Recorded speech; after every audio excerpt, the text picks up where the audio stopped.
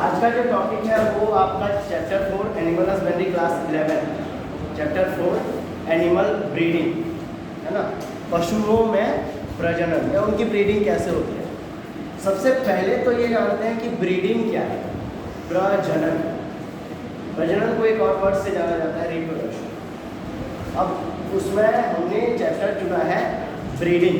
Now what is breeding? Breed का मतलब होता है प्रजाति, है ना। गो का मतलब जाना, गोइंग मतलब जा रहा या जा रहा, है ना। ब्रीड का मतलब प्रजाति, ब्रीडिंग का मतलब प्रजातियों का बनना।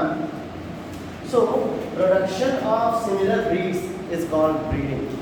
हर कोई चाहता है कि हम जैसे और लोग, हम जैसे और लोग चाहते हो ना। आप तो दोस्त भी बनाते हैं तो उसमें छांटते हैं कि दोस्त भी आपके जैसे ही होना चाहिए, जिसको वो पसंद है जो आपको पसंद है, जो आपकी पसंद के साथ मैच हो वैसा दोस्त आप चाहते हैं। मिलते नहीं हो तो अलग बात है ना। लेकिन क्या चाहते हैं आप कि सिमिलर लाइक यू, आप चाहते हैं कि आपके ही जैसे सारे लोग हैं। क्लियर? तो सब यही काम करते हैं। पूरी दुनिया में जितने भी ऑर्गेनिजम्स हैं, जितने भी जीव जंतु हैं, सब यही काम करते हैं। कैसे ये काम करते हैं? गाय चाहती है कि उसके बच्चे ज़्यादा हों और उसका पूरा वंश आगे बढ़े। इंसान चाहता है कि इंसान ज़्यादा हो, इसलिए तो वो रिप्रोडक्शन करते हैं, शादी करते हैं। तो कुल मिला के अपने जैसे ही जीवों की या अपनी प्रजाति के जीवों की उत्पत्ति करना क्या है? ब्रीडिंग, प्रजनन। Production of similar breeds is called breeding. Clear? अब इस ब्रीडिंग का पर्पस या इस ब्रीडिंग का उद्देश्य क्या है? सबसे पहले आप ये समझ लीजिए कि आप अपने जैसे ऑर्गेनिजम्स और क्यों चाहते हैं, या गाय या बैल जो भी है उनके जैसी ब्रीडिंग और क्यों चाहिए। तो क्यों चाहिए? हमको अभी जो दूध मिल रहा है वो दूध 45 रुपये लीटर तक पहुंच चुका है। अगर गाय ज़्यादा होगी और दूध का प्रोडक्शन ज़्यादा होगा तो दूध का रेट कम होगा। अगर ज़्यादा दूध मिलेगा तो दूध सस्ते मिलेगा, है ना। तो हम चाहते हैं कि हमारे वो सारे उद्देश्य पूरे हो जाए, हमारे वो सारे एम्स पूरे हो जाए जो हमने सोचे हैं कि अच्छी किस्म की गाय होगी। अच्छी किस्म की गाय होगी तो दूध अच्छी किस्म का मिलेगा, दूध अच्छी किस्म का मिलेगा तो पनीर, घी, खोआ, मट्ठा, दही, छाछ सब अच्छी किस्म का मिलेगा, अच्छी वैरायटी की मिलेगी, अच्छी क्वालिटी का मिलेगा। तो उस चीज़ के लिए वो हमारा उद्देश्य है। सो टू फुलफिल आवर एम्स, हम अपने उद्देश्यों की पूर्ति के लिए ब्रीडिंग करवाते हैं। हम ये चाहते हैं कि पशुओं से जो भी हमको मिलता है वो अच्छी किस्म का मिले, है ना। हमारे घर में ज़्यादा से ज़्यादा गाय हो, हम ये चाहते हैं। पूरी दुनिया में हर कोई ये चाहता है कि उसके जैसे ऑर्गेनिजम्स ज़्यादा हों, और उसके लिए वो जो कोशिश करता है अपनी ब्रीड्स में जो वृद्धि के लिए कोशिश करता है, दैट इज कॉल्ड ब्रीडिंग। अब इसका उद्देश्य क्या है? To fulfil our aims. दूसरा उद्देश्य है for better production. Better production मतलब उत्पादन अच्छा होना चाहिए। अब किस चीज़ का उत्पादन? गाय से दूध मिलता है तो दूध का उत्पादन अच्छा होना चाहिए। भेड़ और बकरी से हमें मांस मिलता है, वो उत्पादन अच्छा होना चाहिए। गाय के बछड़े जो बैल बनते हैं, अच्छी किस्म के बैल होने चाहिए। अब अच्छी किस्म का बैल तभी होगा जब उस बछड़े का पिता मतलब कोई एक सांड, वो सांड अच्छी किस्म का होगा, है ना। तो कुल मिला के हमको वो हर एक चीज़ जो एनिमल से मिलती है वो बेटर चाहिए। तो वो बेटर प्रोडक्शन हमको चाहिए, इसलिए ब्रीडिंग जो है वो इम्पोर्टेंट है। हो गया। अब लेदर जो मिलता है, चमड़ा, चमड़े की भी तो क्वालिटी अच्छी होनी चाहिए ना, तभी तो उससे बाकी चीज़ें बनाई जा सकती हैं। तो वो चमड़ा हेल्दी कब रहेगा? जब स्किन हेल्दी रहेगी। किसकी? एनिमल की।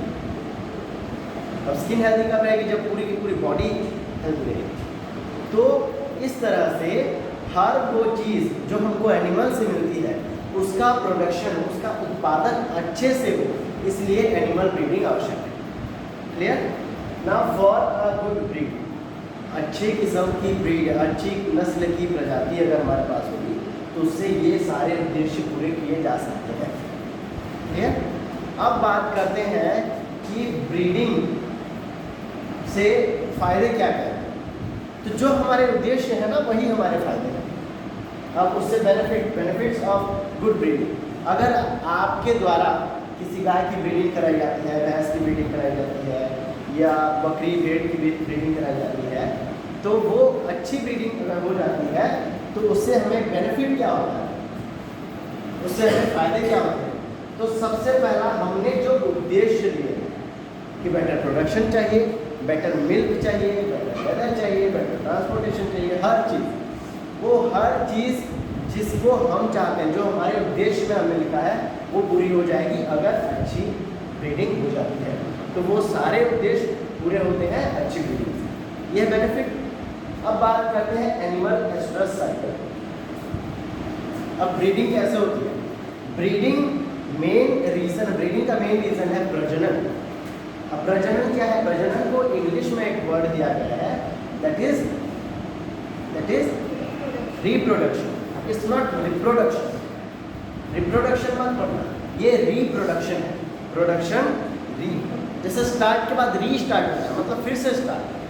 तो एक बार हमारा प्रोडक्शन हो चुका है, सपोज आपके पास एक गाय है, गाय का जन्म हो चुका है, इसका मतलब गाय का प्रोडक्शन हो चुका है। वही गाय अपने जैसे और बच्चे दे रही है, इसका मतलब वो फिर से प्रोडक्शन कर रही है। तो फिर से का मतलब री है, प्रोडक्शन का मतलब प्रोडक्शन है। सो फिर से प्रोडक्शन करना, reproduction. The process of producing similar organism is called reproduction. तो ये होता है रिप्रोडक्शन की वजह से। अब रिप्रोडक्शन कैसे होता है, रिप्रोडक्शन तब होता है जब मेल और फीमेल, जब नर और मादा आपस में मिलते हैं तब रिप्रोडक्शन होता है। तो कैसे होता है, सिर्फ बॉडी के मिलने से नहीं होता है, बॉडी में जो सेक्सुअल ऑर्गन्स होते हैं उनके मिलने से रिप्रोडक्शन होता है। मेल के सेक्सुअल ऑर्गन से जो गेमेट निकलेगा उससे निकलता है स्पर्म, शुक्राणु। नर के शरीर से शुक्राणु निकलेगा एंड फीमेल की बॉडी से अंडाणु, ओवा। स्पर्म एंड ओवा फ्यूज हो जाएंगे, जब वो मिलेंगे उस प्रोसेस को कहा जाता है फर्टिलाइजेशन, निषेचन। यहाँ एक टर्म लिख लेना आप लोग, फर्टिलाइजेशन, निषेचन। निषेचन क्या है, निषेचन ही प्रजनन का आधार है। निषेचन होगा तभी प्रजनन हो पाएगा, प्रजनन की क्रिया सफल होगी। और प्रजनन की क्रिया जो है ब्रीडिंग के प्रोसेस को आगे बढ़ाता है। तो कुल मिला के जनन करवाना, जनन कहाँ से होता है, जनन अंगों द्वारा। नर का जनन अंग जब मादा के जनन अंग से मिलेगा तब प्रजनन होगा।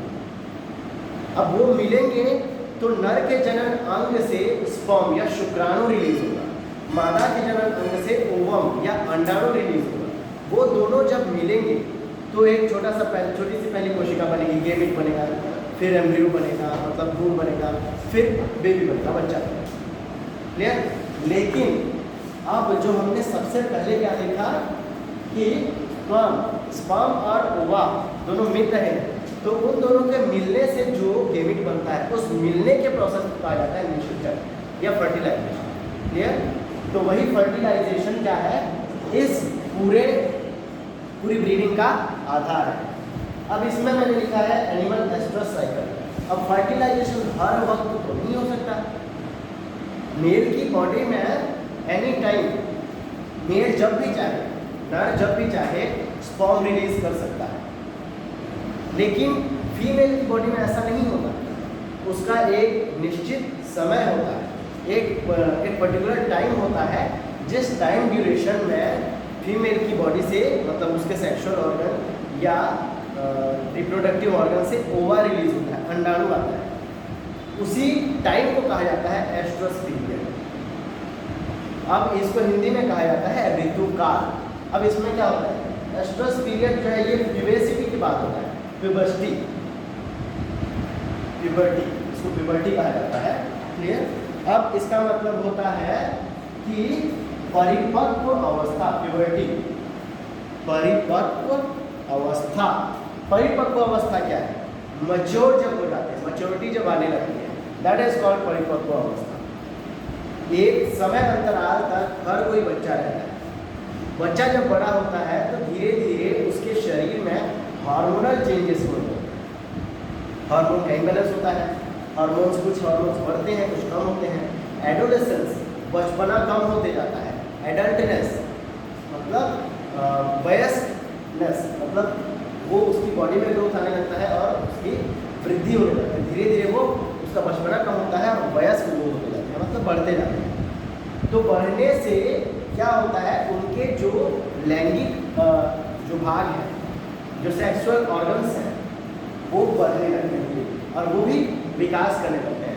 उस अवस्था को कहा जाता है प्यूबर्टी। अब प्यूबर्टी की अवस्था में धीरे धीरे एक समय पर मादा के शरीर से, फीमेल की बॉडी से ओवा रिलीज होता है एक एक करके, उसका एक फिक्स टाइम ड्यूरेशन होता है, मैंने आगे समझाया। अब ये प्यूबर्टी क्या है, दिस इज परिपक्व अवस्था, जब सेकेंडरी सेक्सुअल सिम्टम्स, द्वितीयक लैंगिक लक्षण आने लगते हैं कि बच्चा छोटा था तो वो बच्चा था, तो बड़ा हो गया मतलब उसके द्वितीयक लैंगिक लक्षण आने शुरू हो गए। क्लियर। दूसरा है हीट पीरियड। हीट पीरियड ही मेन है, ये वही टाइम है जिस टाइम में ओवा रिलीज होता है। अंडा बना तो है इसके शरीर में, मादा के शरीर में, लेकिन उसको रिलीज करने के लिए एक टाइम टेबल चाहिए, वो टाइम ये हीट पीरियड है। अब हीट पीरियड के सिम्टम्स से रिलेटेड बहुत इंपॉर्टेंट क्वेश्चन आता है, इंग्लिश मीडियम हिंदी मीडियम दोनों में आएगा क्वेश्चन। ऋतुवती गाय के लक्षण लिखिए हिंदी मीडियम में, इंग्लिश मीडियम में right the symptoms for a cow in heat, मतलब हीट पीरियड के सिम्टम्स लिखिए। तो जब हीट पीरियड आता है ना, तो गाय क्या करती है, वो खाना पीना थोड़ा कम कर देती है। गाय का स्वभाव भी चिड़चिड़ा हो जाता है, लाइक ह्यूमन्स, खाना पीना कम कर देती है और दूसरे गायों पर चढ़ने लगती है। वो सिर्फ वो लक्षण है जो वो दिखाती है, उससे फायदा होता कुछ नहीं है, वो लक्षण है। इसके बाद उसके लैंगिक अंग से, मतलब उसके जो लैंगिक भाग होते हैं, गाय का जो लैंगिक भाग है, जो उसकी योनि है, उससे सलाइवा नहीं, एक फ्यूम्स, लसलसा पदार्थ निकलता है, फ्यूम्स, वाइट फ्यूम्स निकलते हैं, जो ये बताते हैं कि ये हीट पीरियड है। क्लियर। और इसके बाद बेचैन रहती है, रेस्टलेस हो जाती है, खाना पीना बंद कर देती है, ज़बरदस्ती वो खुद को चाटती है, दूसरे एनिमल को चाटती है ना, और उटपटांग बिहेवियर करने लगती है, लसलसा पदार्थ निकलता है, ये सब लिखते हैं। क्लियर। इसके बाद ये इस पीरियड को कहा जाता है हीट पीरियड। नेक्स्ट है, ये ओवा रिलीज कब होगा, तो गाय का ओवा कब रिलीज होगा, जब हीट पीरियड आएगा। हीट पीरियड के 12 घंटे के बाद गाय के शरीर से ओवा या अंडाणु वो रिलीज होगा, उसकी ओवरी से रिलीज। गाय के शरीर में जो ओवरी हो, जो उसके क्या कहना चाहिए कि सेक्सुअल ऑर्गन, उसका जो है रिप्रोडक्टिव ऑर्गन, ओवरी, अंडाशय, तो गाय के अंडाशय से अंडाणु रिलीज होगा हीट पीरियड के 12 घंटे बाद। ये रिलीज हुआ। अब ये 12 घंटे के बाद जब रिलीज होगा, तो वही पीरियड जब ओवा रिलीज हो गया, वही पीरियड जो है आर्टिफिशियल इंसेमिनेशन। आर्टिफिशियल इंसेमिनेशन का मतलब होता है कृत्रिम गर्भाधान। जब आपके पास सांड नहीं है तो वो गाय प्रेग्नेंट कैसे होगी, है ना। तो इसलिए गाय को प्रेग्नेंट करवाने के लिए इसी हीट पीरियड के दौरान आर्टिफिशियली इंसेमिनेशन कराया जाता है। उसके लिए अगला चैप्टर है, मैं पढ़ा दूँगा। मतलब कृत्रिम रूप से गर्भाधान कराया जाता है। किसी भी सांड के शरीर से सीने वीर्य को लाकर इंजेक्ट करते हैं, किसमें, मादा के शरीर में, हाथ से डॉक्टर को करता है। तो उसको क्योंकि हम कृत्रिम रूप से कर रहे हैं, इसीलिए उसको कृत्रिम गर्भाधान या आर्टिफिशियल इंसेमिनेशन कहा जाता है। क्लियर। अब आर्टिफिशियल इंसेमिनेशन का सही टाइम क्या होता है, फर्टिलाइज कराने का सही टाइम क्या होता है, 12 से 18 घंटे। कब के बाद, मतलब हीट पीरियड के बाद 12 से 18 घंटे। हीट पीरियड के बाद 12 से 18 घंटे का जो बीच का टाइम होता है, that is called suitable time for artificial insemination. समझ में आ गया। अब इसका कारण क्या है, मतलब इस टाइम में करने से फायदा होता क्या है, क्योंकि देखो इसका कारण ये है कि स्पर्म नीड्स 4 to 6 आवर्स, 4 से 6 घंटे लग जाते हैं स्पर्म को एक्टिवेट होने के लिए, मतलब उसको अपना पूरा का पूरा काम करने के लिए। तो इसलिए ये टाइम सही रहता है और 4 से 6 घंटे के बीच में ये स्पर्म जो है वो ओवा को फर्टिलाइज करता है और फिर बच्चा बनाने का प्रोसेस आगे बढ़ता है। हो गया। अब पीरियड ऑफ एस्ट्रस साइकिल, मतलब गाय का जो ऋतु चक्र होता है वो कितने दिनों का होता है और कैसे होता है। टाइम टेबल यहाँ है, ये देखिए। पहला पीरियड जो है पहले 3 दिन का, कौन सा पीरियड होगा? प्रोएस्ट्रस। पहले 3 दिन का पीरियड होता है प्रोएस्ट्रस। इसके बाद का जो 1 से आधे दिन का, मतलब 6 से 12 घंटे का पीरियड जो होता है, सॉरी 6 से 12 नहीं, 12 से 24 घंटे का पीरियड जो होता है वो हीट पीरियड होता है। वो पूरा का पूरा 1 दिन, वो लगभग 1 दिन हीट पीरियड का होता है। उस दिन के अंतराल में हम अगर आर्टिफिशियली इंसेमिनेशन करवाते हैं तो वो सफल होता है। ठीक, इसके बाद 3 दिन, फिर उसके बाद 3 दिन, ये 3 1 4, 4 के बाद फिर 3 दिन, फिर ये 3 दिन जो आता है ये मेटास्ट्रस पीरियड होता है। इस पीरियड को कहा जाता है मेटास्ट्रस पीरियड। उसके बाद 14 दिन का पीरियड होता है डायस्ट्रस पीरियड, वो होता है 14 दिन। ठीक है, तो ये पीरियड ऑफ एस्ट्रस साइकिल ये पीरियड है। Symptoms of cow in heat मैंने आपको बता दिया है कि गाय क्या क्या करती है। बेचैन रहती है, खाना पीना बंद कर देती है, दूसरे एनिमल पर चढ़ती है, उसको चाटती है ना। इसके अलावा चिड़चिड़ी हो जाती है। और क्या होता है, उसकी योनि से क्या निकलता है? रसनसा पदार्थ निकलता है, वाइट फ्यूम्स सीक्रेट होते हैं। Clear? So this is all about an introduction. Animal breeding का एक छोटा सा पार्ट है जिसमें हम कहाँ तक पहुँचे। अभी सिर्फ हीट पीरियड तक। हीट पीरियड के बाद अब निषेचन भी करवाना है, ब्रीडिंग भी करवानी है, तो वो सब करवाने के लिए फिर दूसरी क्लास में लेंगे। क्लियर?